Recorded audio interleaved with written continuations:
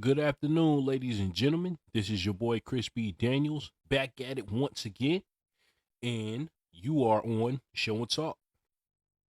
So last week we started a series, a Show and Talk series on a particular TV show, and I wanted to continue this. I actually want to try to go through every single episode, through every single season, which probably won't happen, but I'm gonna try it.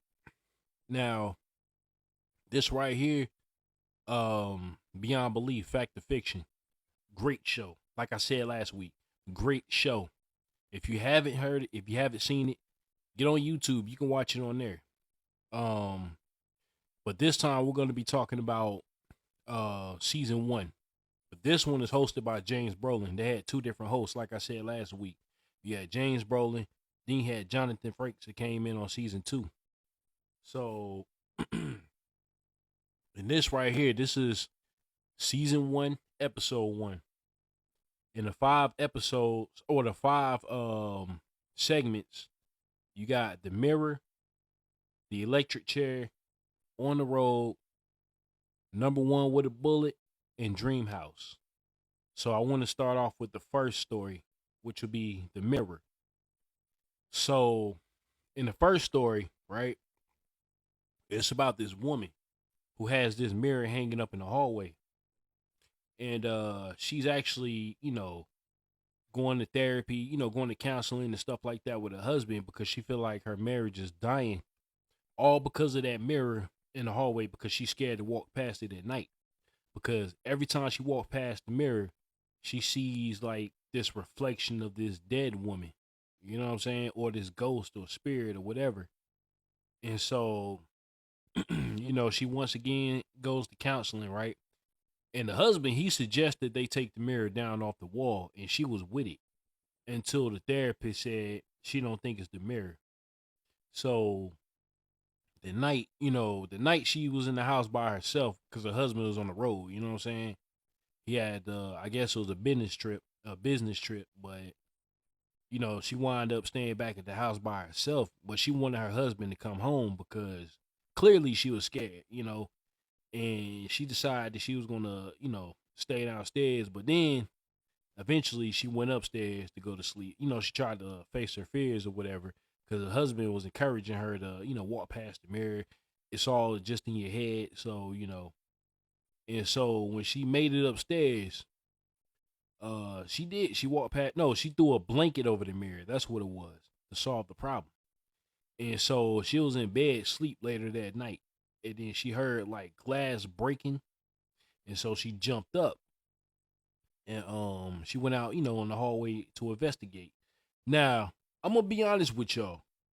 This is just me. You know what I'm saying? If I hear glass breaking and I'm defenseless, and I ain't got nothing to protect myself with, I'm going out the window. I'm gonna be honest with y'all. You know what I'm saying? Because you don't know who's breaking into your house. You don't know if they're armed or what. But anyway, you know, she she's on the stairwell now, calling out for because she thinks it's her husband. But because she now I will forgive her because she had jumped up. Maybe she didn't hear the glass shattering, but she just heard a noise. So out of nowhere, this guy grabs her from the back, right? And he, you know what I'm saying, he puts a knife to her throat trying to kill her.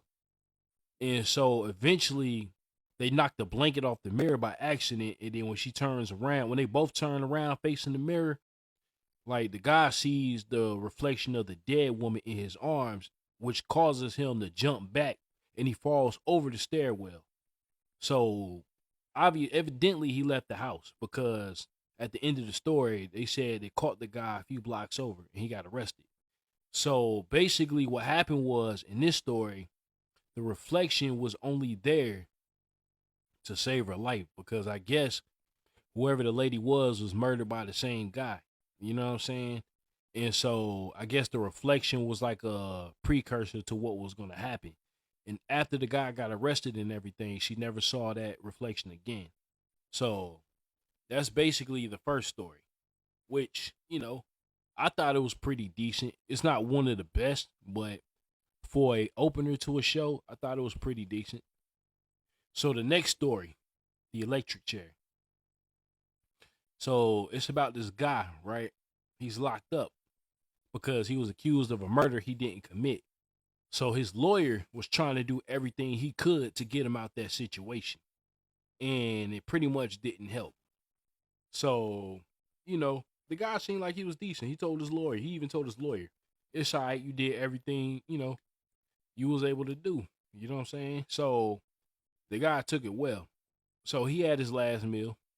And then it was on the way, back to his cell. And then later on, they came and got him. It took him to the electric chair.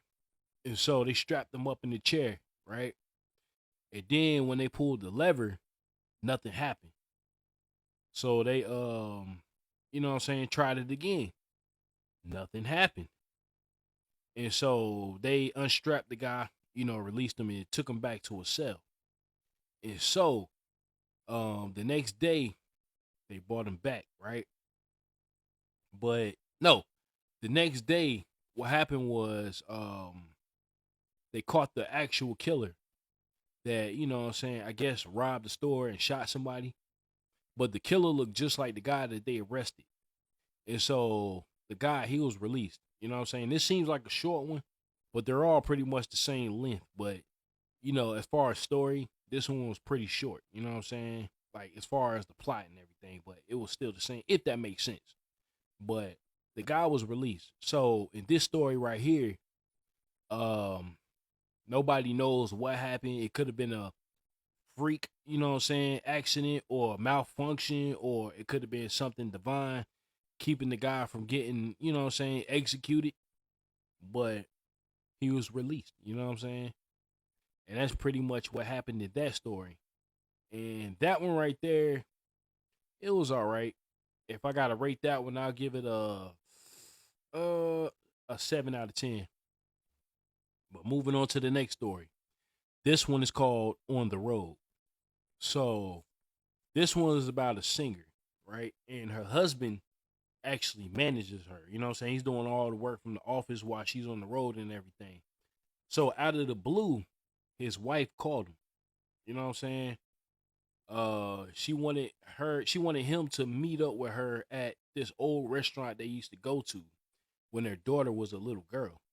So apparently, not only did she call him, but she called her daughter as well.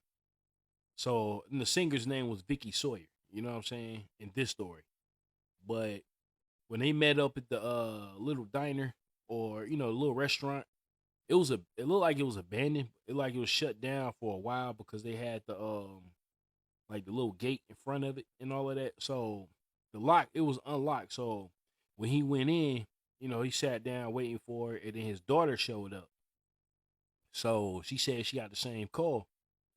And then I guess it was the road manager or somebody who called her husband, informing him that his wife had actually died in a plane crash. So he asked her daughter, he asked his daughter, what time did your mom call you? And so she said it had to be before 11:30. So his wife called him, I think, around that time as well.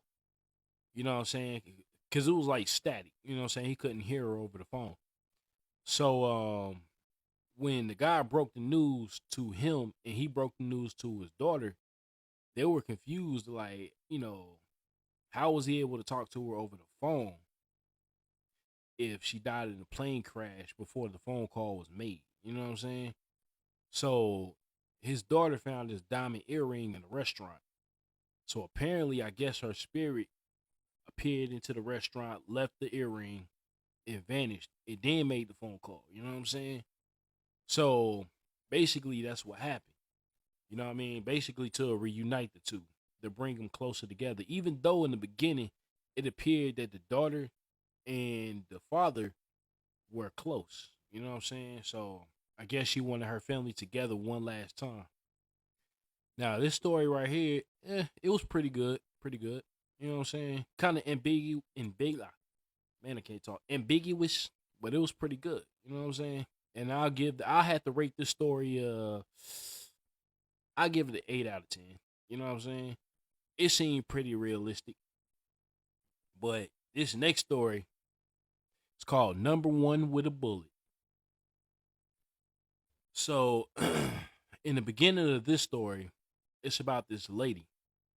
You know, she's excited for her fiance or whatever, or I forgot if it was a husband, fiance, or just boyfriend. But they were going out of town, you know what I'm saying, to finally celebrate their honeymoon. And so her best friend was basically telling her to forget the paperwork, you know, because she wanted her to, just take a load off, you know what I'm saying? Like, relax. But all she could focus on was the office work. But, you know what I'm saying? After the lady got off, she was going home to surprise her husband because she got off early. And so when she walked in, it was a cop car in the driveway. So she figured something was wrong. So when she walked in the house, at first she didn't see anything, out of the ordinary, but she was calling out to her husband. And when she got to the stairwell, she seen like little articles of clothing. And at that point, she already had an idea of what was going on. And so she walked up to her bedroom and she heard, her husband talking to somebody through the door. And she knew it was a woman. And so when she busted up in on him, you know what I'm saying? She was basically telling both of them to get out. Yo, that whole honeymoon thing, the trip and all of that went out the window after that. You know what I'm saying? And so she was so pissed, she went and grabbed the gun. And then the female cop that was, there, you know what I'm saying? She pulled her gun on him. And so the husband started like, fighting with the woman, struggling with the woman, you know what I'm saying, with the gun and everything.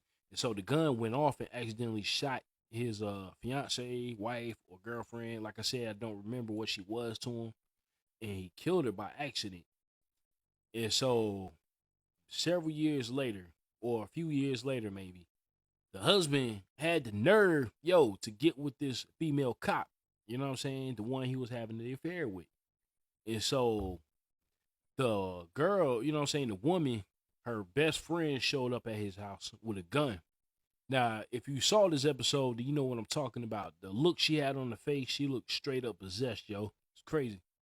So while the husband was outside mowing the grass, she shot at him but missed, and the bullet got, stuck in the tree. And so she ran off after that. And I guess a while after that, you know what I'm saying, not long after that, both the girl and the guy was outside, the husband. They were outside, you know what I'm saying? And his new wife didn't like the way, didn't like that tree that the husband had up because it had, his old wife, girlfriend, or fiance's name carved in the tree with his. So she wanted him to take it down. And so he took a chainsaw to the tree. And apparently the chainsaw struck the bullet that was in the tree and hit him, and he died. Hit him right in the heart. You know what I'm saying? And so maybe that was divine intervention. Who knows? You know what I'm saying? Maybe it was the wife who made sure everything went down the way it did. You know what I'm saying? But that was basically the point of that story. Murdered wife getting revenge on her, husband or whatever, boyfriend or fiance. But that was pretty much the story in that one. In the last story, the dream house. So how many of y'all believe in astral projection? I kind of do. I ain't even gonna lie to y'all, because sometimes I be having very vivid dreams. You know what I'm saying? But that's what this story is about. So there's this woman, right? She's dreaming about this house every night that, she wants. And it's like her dreams are very detailed because you can kind of see her walking through the house in her dreams. And then one day while her and her husband was, driving down the street, they came up on the house, like the exact house that she was dreaming about. So she wanted to go inside to make sure everything matched. And sure enough, everything was exactly the way it was in her dream. And so they put a bid in for the house, but the realtor, you know what I'm saying, they felt like she wasn't going to accept the offer because it was too low. but the owner apparently accepted the offer. So when the realtor walked in and told them the good news, they were ecstatic. So this is when the homeowner showed up. When she came in, she looked shocked, like she had this look of surprise on her face at the guy's wife, and then she was like, "It's you." So at first, the wife was confused. She didn't know what she was talking about. And then she, the reason why she took the first bid is because she felt like the house was haunted, but not really. So she said, "It's you. You're the one that's haunting this house every night." So in other words, what happened was the lady was astro projecting, right? Every time she fell asleep, she left her body and she went to this particular house, just walking around, like, something, everything that she wanted. It was just that one house. And so the husband and wife looked at each other like, "Oh, wow." So, what I'm saying? Apparently they got the house, and that was the end of that story. So those were the 5 stories right there for episode 1. I gotta say, the show started off pretty well. These 5 stories wasn't the best, and I forgot the grade the last 2 stories, but I give both of them. I give them a 7 out of 10. Both of those. And the first one, I give that one a 6. The story was all right, but the show started off pretty well. You know what I'm saying? It didn't start off strong in my opinion, but if you just watch it, keep on watching, the stories get better and better. Now, the one thing I'm not going to say on this one right here, because it's kind of a spoiler if you haven't seen the show and you wish to watch the show, is whether each story actually happened or not. You got to watch it for that. But yeah, that's episode 1. So we're going to come back in here next week, talk about episode 2. And I look forward to it because, like I said, this is one of my favorite shows of all time. But until then, I'll talk to y'all later. All right? Oh, yeah.